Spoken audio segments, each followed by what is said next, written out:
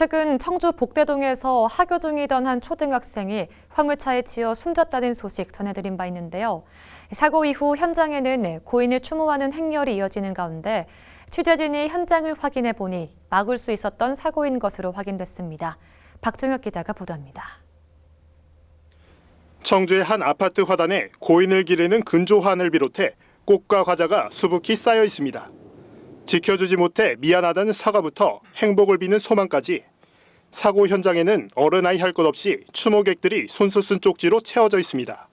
인근 주민들은 사고 현장을 바라보며 안타까움과 미안한 마음을 숨기지 못합니다.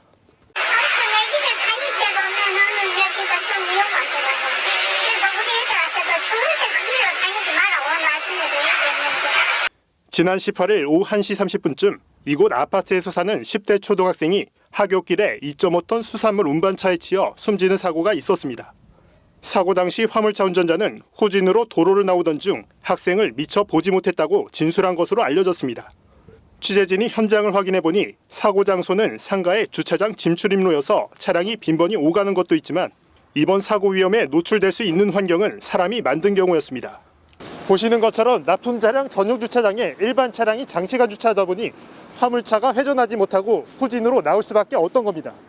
이곳 주차면에 주차한 운전자는 납품 차량을 위한 공간임을 알고 있지만 잠시 주차한 것뿐이라고 말합니다. 혹시 납품 차량 전용 주차장인 거 혹시 아셨나요?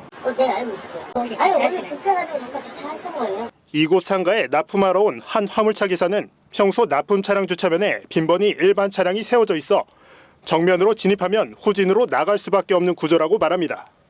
여기 물이 대져 있잖아요. 물 대져 있어요, 차. 그러니까 후진으로 가버리는 거예요. 그럴 때. 내가 나갈 때 전진으로 나가요. 이에 대해 아파트 관리사무소 측은 앞으로 이 같은 사고가 반복되지 않도록 등하교 시간 안전유언 배치 등 안전대책을 입주민과 협의 중이라고 밝혔습니다.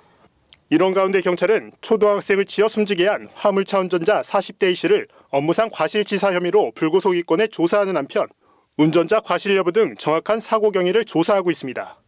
HCN 뉴스 박종혁입니다.